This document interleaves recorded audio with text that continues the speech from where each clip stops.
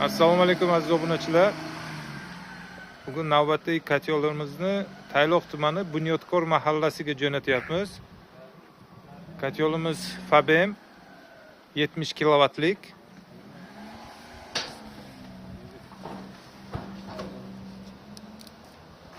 Bunker kotyol. Bu endi necha yuz kvadrat joyga olyapsiz Zafar aka? 450. 450 kvadrat joyni isitishga olib ketayotgan ekanlar. Mana usta bo'g'ni o'zlari. Zafar akam bugun ilhom parilari uchib ketgan, shuning uchun bu kishi bilan savol-javob ham qilib yotmaymiz. 140 kilo, 150 kilo bunkerga bitta zapravkada ketadi. Nasib bo'lsa 2-3 kun ishlab berish kerak bitta zapravka bilan.